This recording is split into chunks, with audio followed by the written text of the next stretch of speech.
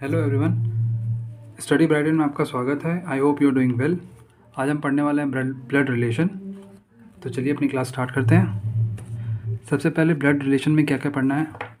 देखिए, blood relation में पढ़ना है कि जैसे इसमें रिप्रेजेंट करना होता है डिफरेंट जनरेशन्स को और सेम जनरेशन को, और तो सेम जनरेशन, डिफरेंट जनरेशन और married people, non married people, male female, इसको कैसे रिप्रेजेंट करेंगे। ब्लड रिलेशन में यही सीखना होता है। सबसे पहले सपोज़ अगर दो पर्सन हैं एक्स और वाई, ओके। सो ये सेम जनरेशन के हैं। अगर ये सेम जनरेशन के हैं तो इनको रिप्रेजेंट करेंगे एक लाइन से। और ऐसा मानिए वाई के फादर हैं कोई A, suppose A is the father of Y. तो इनको कैसे रिप्रेजेंट करेंगे। फादर हो गए मतलब एक जनरेशन ऊपर चले गए, तो एक जनरेशन ऊपर मतलब ये ए हो गया, एक सर्कल कर दीजिए और इनको ये फादर हैं तो इनको प्लस यहाँ पे डाल दीजिए, जिससे ईज़िली फाइंड आउट कर सकते हैं ये मेल है या फीमेल है। अब वाई की कोई मदर है, सपोज़ मानिए जो बी हैं वो वाई की मदर हैं, मतलब वो ए की क्या होंगी, ए की वाइफ होंगी वो। तो वाइफ को रिप्रेजेंट करने के लिए डबल लाइन और यहाँ पे नेगेटिव, ठीक है। फिर जो एक्स है वो ऐसा आप कह सकते हैं कि एक्स जो है वो वाई की सिस्टर हैं, तो इनको ऐसे रिप्रेजेंट कर दीजिए माइनस से। और वाई एक्स के हस्बैंड हैं सी, ठीक। और जो और एक्स का बेटा है D.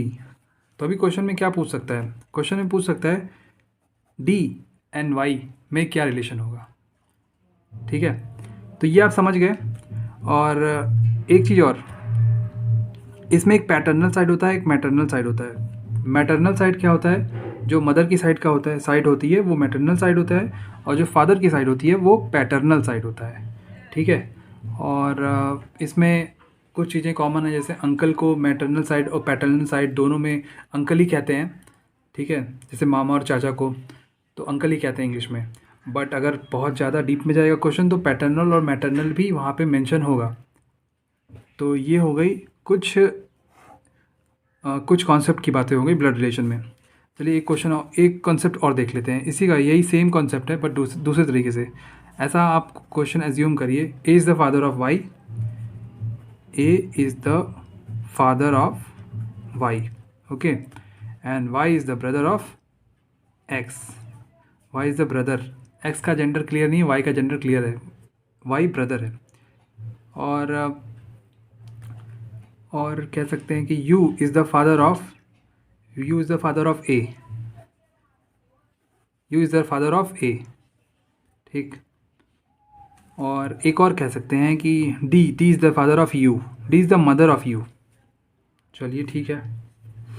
And U and C are married couples. ये तो फादर होंगे, ये मतलब मेल हैं, तो एक फीमेल होंगी, ठीक है। अब वाई का डी से क्या रिलेशन है, वाई का डी से रिलेशन, वाई के फादर कौन है, ए हैं, ए के फादर कौन है, यू हैं। वाई का यू से क्या रिलेशन है, ये इसके ग्रैंडफादर है, और ऊपर जाएगा तो ग्रेट ग्रैंडफादर ऐड हो जाएगा, ठीक है। आई होप आपको ये कॉन्सेप्ट समझ में आ गया हो। तो आइए चलिए क्वेश्चन देख लेते हैं, क्वेश्चन से और कॉन्सेप्ट क्लियर हो जाएगा। सबसे पहला question, Shalini is the daughter of Abhay, Anita is the mother of Vinita, who is the wife of Abhay, okay. मतलब विनीता, बिकॉज यहाँ पे कुछ लिखा नहीं है, बस एक कॉमा है, तो वाइफ ऑफ अभय मतलब अभय और विनीता हस्बैंड वाइफ है। How is Anita related to Abhay, तो अनीता का अभय से क्या संबंध है ये पूछा है। तो आइए चलिए इसको रिप्रेजेंट करते हैं इस फॉर्म में, जो फॉर्म मैंने आपको बताया था, इस वाले फॉर्म में। Shalini is the daughter of Abhay, Abhay हो गया, शालिनी डॉटर है इसकी, शालिनी डॉटर है तो फीमेल है, और अभय, और Anita is the mother of Vinita. अच्छा, Anita is the mother of Vinita and who is the wife of Abhay. मतलब विनीता जो है वो वाइफ है अभय की, ठीक है, इसको ऐसे रिप्रेजेंट कर देते हैं। और Anita is the mother of Vinita. Anita is the mother of Vinita. Okay, so how is Anita related to Abhay? So Anita Abhay की क्या होगी? सो पहले देख लेते हैं। मदर तो बिल्कुल नहीं होगी, बिकॉज ये विनीता की मदर है, सिस्टर हो नहीं सकती, सिस्टर नहीं हो सकती बिकॉज सेम जनरेशन तो है नहीं, ये ऊपर जनरेशन चला गया। और फादर तो अभय के नहीं हो सकते, बिकॉज अगर अभय के फादर होंगे तो इनकी अभय की साइड के होंगे, पैटर्नल साइड, मतलब सुनीता शालिनी के पैटर्नल साइड के होंगे, ना कि मैटरनल साइड के। ओके, फिर क्या एक ऑप्शन बच रहा है, मदर इन लॉ। तो विनीता की मदर है, मतलब अभय की क्या होंगी, वो मदर इन लॉ होंगी। तो ऑप्शन नंबर 2 इज़ करेक्ट। चलिए दूसरा क्वेश्चन देखते हैं।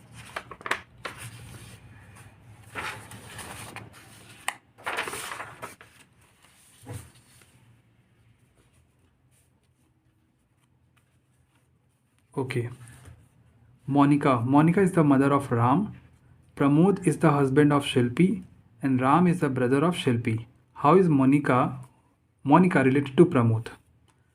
तो चलिए इसको रिप्रेजेंट करते हैं। Monika is the mother of Ram, ये राम हो गया, मोनिका इनकी मदर है।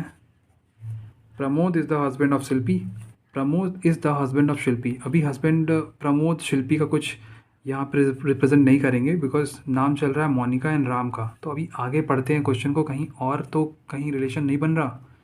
तो देखते हैं, Ram is the brother of Shilpi. Ram is the brother, मतलब जेंडर क्लियर हो गया।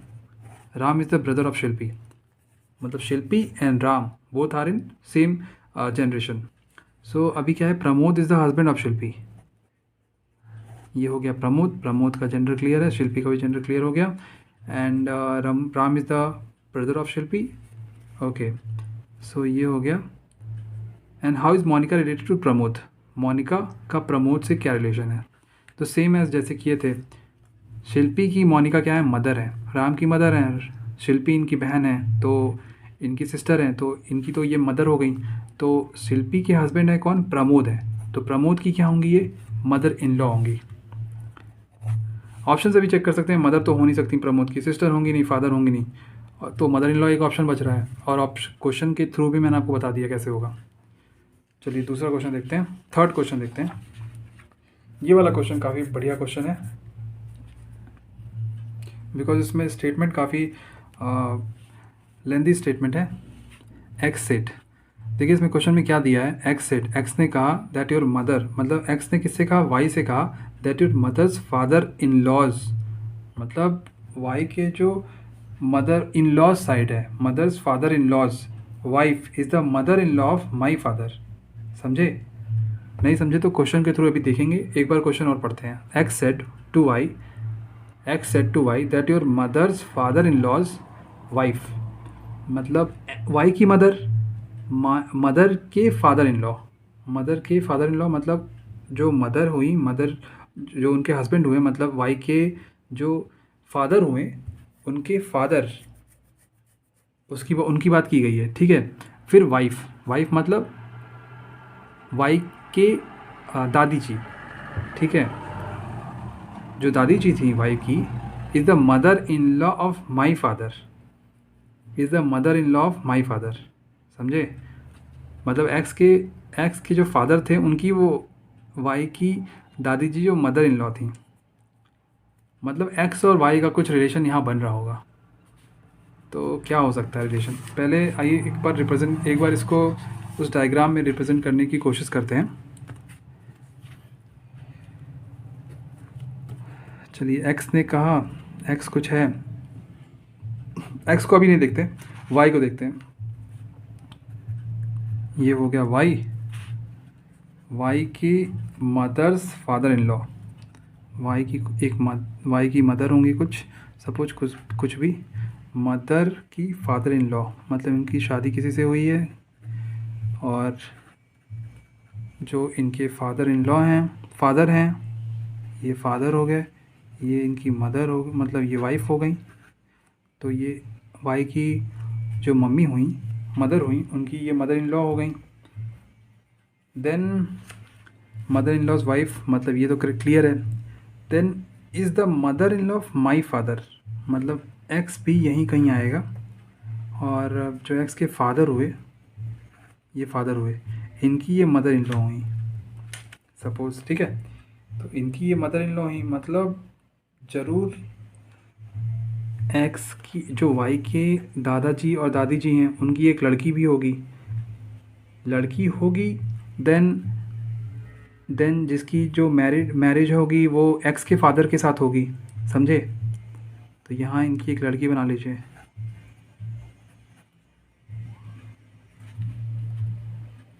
ऐसा कुछ कॉन्सेप्ट है, ठीक है। तो एक्स और वाई जो है both are in same generation. So how are X and Y related. देखिए क्वेश्चन में हर चीज़ क्लियर नहीं होती, कुछ चीज़ें एज्यूम भी करनी पड़ती है।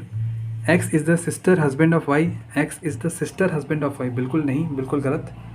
X is a child of Y's father sister. Y के जो फादर रहे हैं उनकी सिस्टर के चाइल्ड एक्स है, बिल्कुल करेक्ट, बिल्कुल करेक्ट है, ठीक है। ऑप्शन नंबर टू जो है वो करेक्ट है। आइए एक और क्वेश्चन देखते हैं।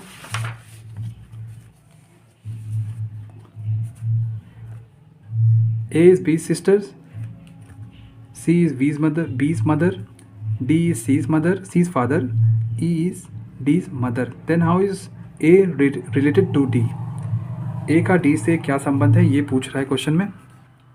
A जो है वो B की सिस्टर है, जेंडर क्लियर है, सेम जनरेशन है, जेंडर भी क्लियर है, ठीक है। C is B's मदर, जो C है वो B की मदर है, एक जनरेशन ऊपर चला गया बिकॉज मदर आ गई। अब D इज़ C's फादर, अब एक और जनरेशन ऊपर चला गया बिकॉज जो D हैं वो C के, B की मदर कौन है, C की फादर कौन है, D फादर है, मतलब जेंडर क्लियर है। अब E इज़ D's मदर, मतलब एक और जनरेशन ऊपर चला गया, E इज़ D's मदर, ठीक है, जेंडर क्लियर है। Then how is A related to D। अभी A का क्या रिलेशन है D से, तो A का जेंडर तो क्लियर है, ये है फीमेल है। आप क्वेश्चन के थ्रू देखते हैं। ग्रैंडफादर A का ये ग्रैंडफादर हैं, हो सकते हैं, बट A का रिलेशन पूछा है D से, D का रिलेशन नहीं पूछा है A से, ठीक है। तो अपन A से आंसर देंगे, A के थ्रू, A के रिस्पेक्ट में। ग्रैंड मदर हो नहीं सकते, ग्रैंड मदर का रिलेशन थोड़ी है, ग्रैंड फादर हो सकते हैं, बट अगर ये पूछा, क्वेश्चन में पूछा होता then how is D related to A, then हम आंसर करते ग्रैंड फादर, और यहाँ पे डॉटर और ग्रैंड मदर तो कैंसिल आउट हो गया, ग्रैंड डॉटर हो सकता है आंसर। ग्रैंड फादर मैंने आपको बता दिया क्यों नहीं होगा, बिकॉज अगर D रहता, D related to, then how is D related to A, तो आंसर होता ग्रैंड फादर। बट यहाँ पे क्वेश्चन है then how is A related to D, तो ये इस केस में आंसर होगा ग्रैंड डॉटर। देखो जैसे आप C की मदर कौन है, ये, इनके फादर कौन है D, मतलब वैसे होना चाहिए यहाँ पे मैटरनल ग्रैंड डॉटर, बट ठीक है, ऑप्शन में चलता है। सो ये हमारे आज के क्वेश्चन थे ब्लड रिलेशन के। सो आई होप आपको ये क्लास समझ में आई हो और इससे आपको कुछ नए कॉन्सेप्ट सीखने को मिला हो, जैसे कैसे बड़े क्वेश्चंस को भी इजीली फॉर्म में और छोटे स्टेप्स में किए जा सकते हैं, स्मॉल स्टेप्स में। सो प्लीज़ अगर आपको ये क्लास अच्छी लगी हो तो प्लीज़ इस वीडियो को लाइक करिएगा, चैनल को सब्सक्राइब करिएगा और इस वीडियो को शेयर करिएगा। So thank you so much for watching this video. Have a nice day.